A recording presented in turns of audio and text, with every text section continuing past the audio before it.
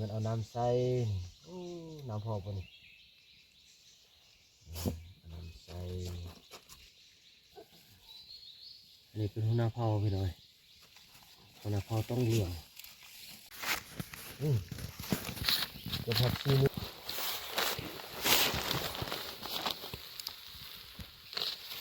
เสียงอันเข้ามาไปขุดมันในตัวนี้แน่นอนนั่นแหละเห็นบ้างบ้า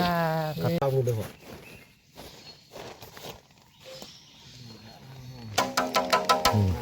โอ้ดังดีเนาะอันนี้เป็นอันดนตรีละครึ่งหรือละดึงก็ดึงละดึงเกินบาดนี่เลย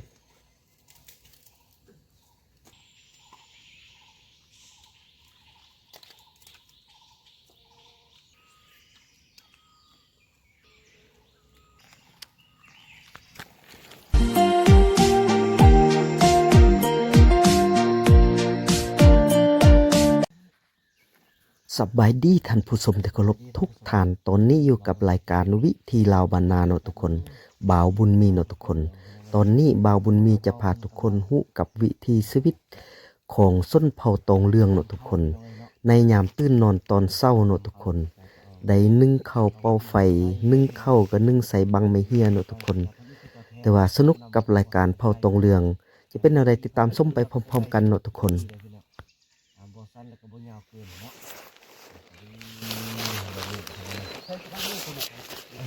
ไม่เที่ยวกระดาน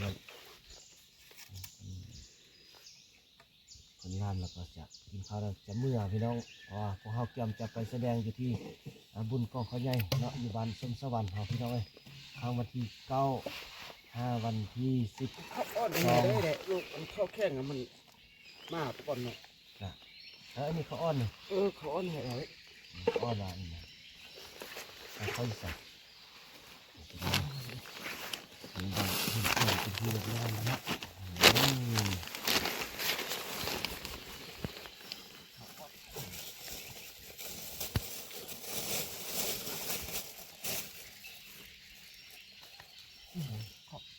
อ่อนเลยโอ้เป็นเจ้าซีนนะพี่น้องเลยซี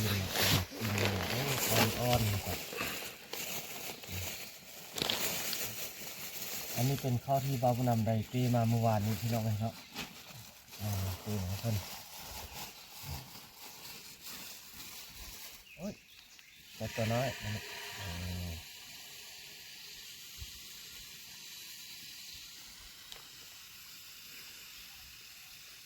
จับใส่เต็มแล้วจะเอาย่างใส่กันในตรงนี้พี่น้อง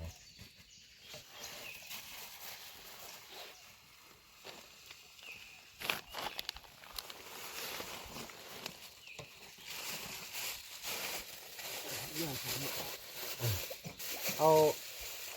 ไว้พี่ก็ได้ไอ้พี่ปลาที่พอเข้าปลาเนี่ยเกลือใส่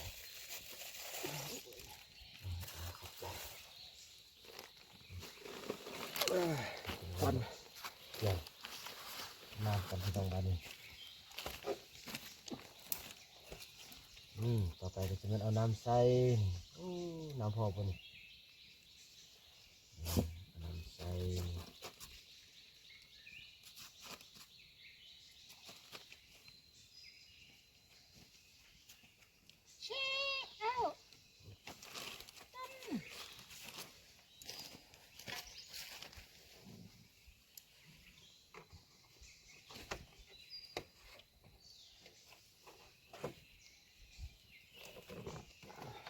หลังจากเอาน้ำใส่แล้วเราจะเป็นเอาอัดไว้อั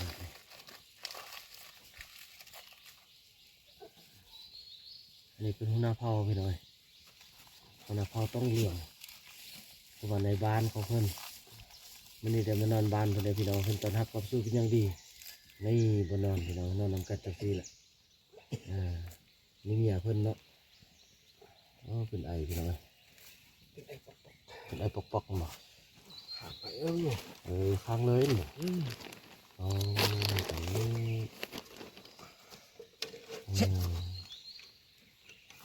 เป็นวิธีชีวิตสาวเผาต้องเหลืองเขาพี่น้องในการเอาตัวรอด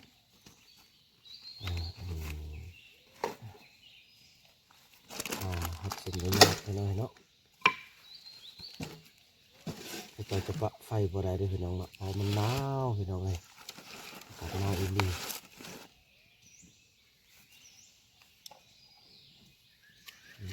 โอ้เนี่ยมันก็ดีพร้อมเลยพี่น้อง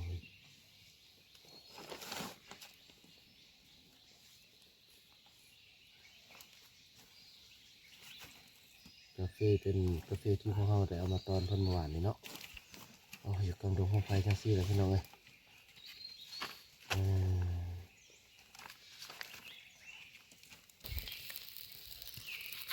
หนึ่งเข้าวครัวกินไปพร้อมๆกันทุกคนนั่งปิ้งไฟแล้วก็เนี่ยอันนี้บังเขาอันนี้ปิ้งอาหารเสาเนาะทุกคน เสียงอันเข้ามาไปขุดมันในตัวนี้เนาะ นี่นแหละเห็ดบงบ้า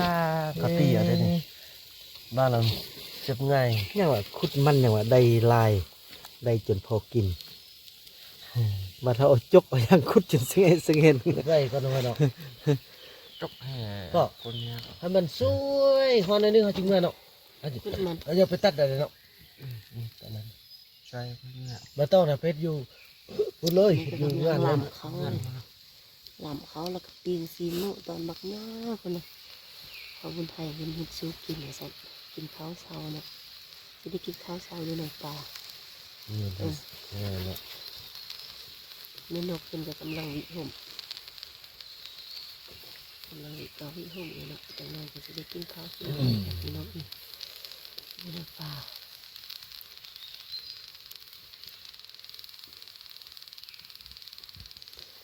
หลวงพ่อเคยกินเดียวมาเลยว่า ไปดูมันเลยไปเนี่ยเป็นแต่เบิ่ง อันนี้เบอร์อยู่มีเบอร์อันหลวงพ่อนี่บ่มีนะ ยืดใส่ยืดบ้าน เป็นท้องเนี่ยนะ บ่มี เขานั่นทางมาแต่มันเราเป็นนำพี่น้องตอนไปเป็นที่ใช้น้ำกันนี่น้ำไฟมาทางมานอนคือป้าเป็นยาเบิ่งแย่งเป็นยางดีเนาะกันกินกันดูกันนอนดีกว่าเป็นจะเบิ่งกันแย่งเนาะ ดึกเยอะก็ได้มันโตเอาเลยว่ะ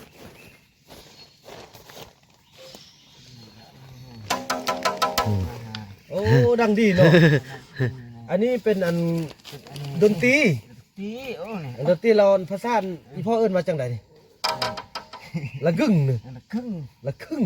ละครึ่งหรือละกึ่งก็ ดึง ละดึงเนี่ยพี่น้องเอ้ยสบายดีกันพี่น้องมื้อนี้ก็ได้ถือว่าได้มีโอกาสอยู่ที่หมู่บ้านพอต้องเรืองเฮาพี่น้องเอ้ยอันนี้หัวหน้าเผ่าเพิ่นเฮ็ดเครื่องดนตรีให้พวกเฮาได้เบิ่งพี่น้องเอ้ยจะไปแสดงอยู่ไสกระเพาะ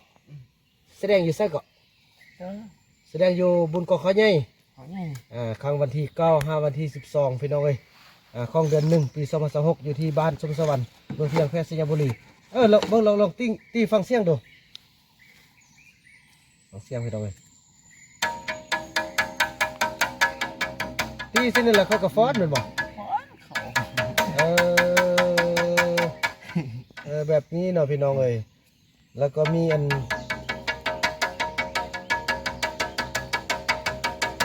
อยู่ป่านี่ม่วนเฮ็ดอันนี้เห็นบ่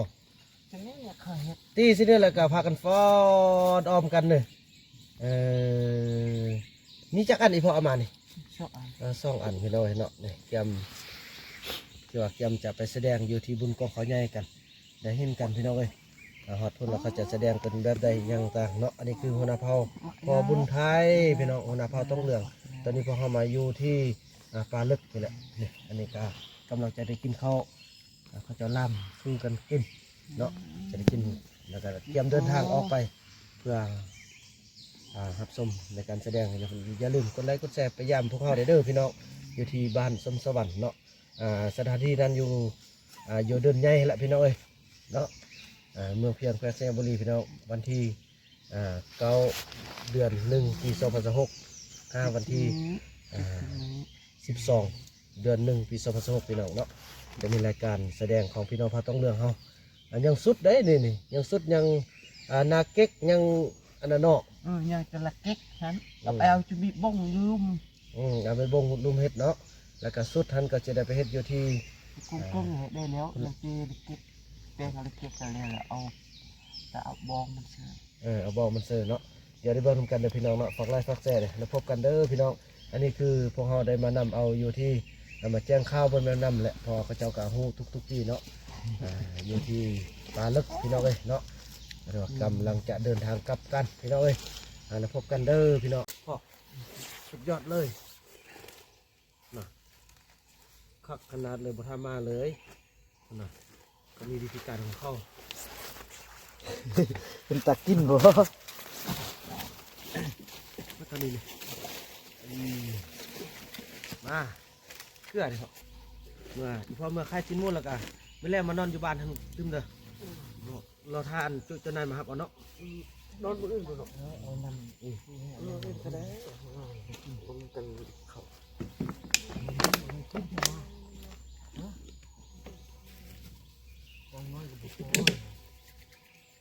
ห้องนองอย่างนี้นึงก่อนเฮ้ยย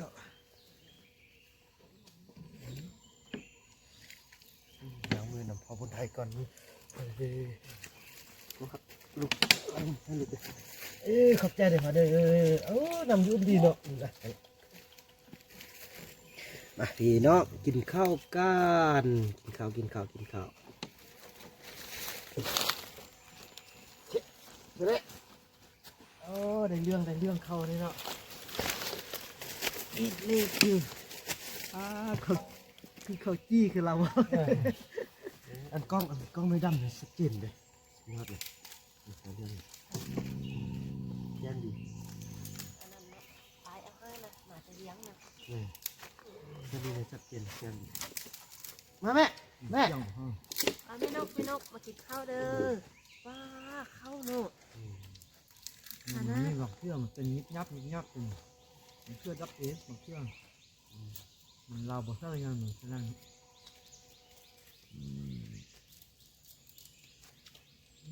เรื่องเ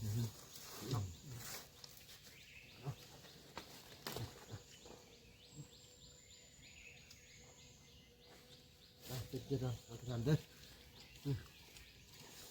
กินบาดนี่เลย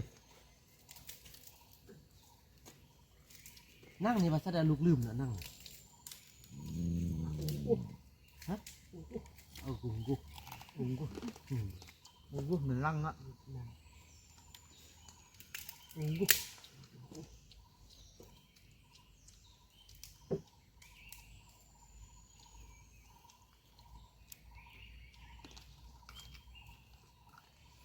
ตัวเจาะ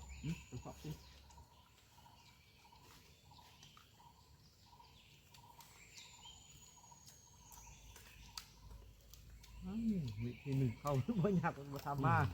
พอนเนาะแค่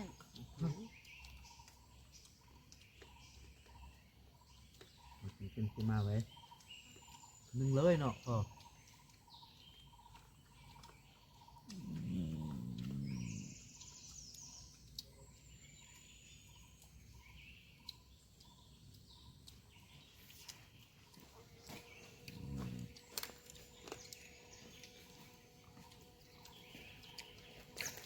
นับเองนะนี่มันบึ้ง มันพากินเลย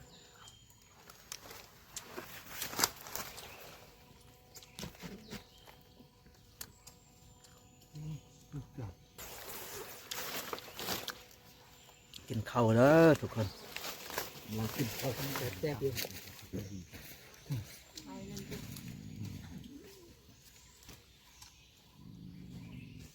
มื้อเดียวกินข้าวอิ่มแล้วท่าเด้ออยากกินข้าวจี้ภาษาจี้เนาะ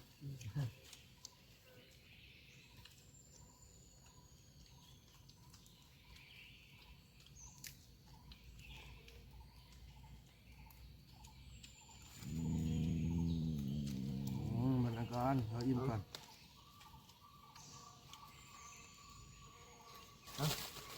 เนี่ยอยู่ๆเรายันนี่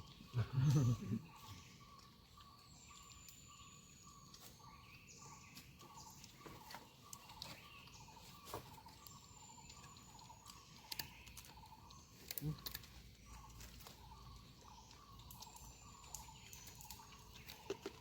นเลยนะเอ๊ะเอ๊ะอะ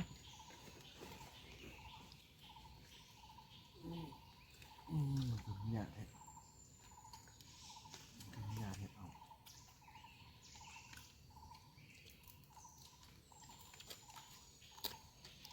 คือหมดแล้วคิวเนาะ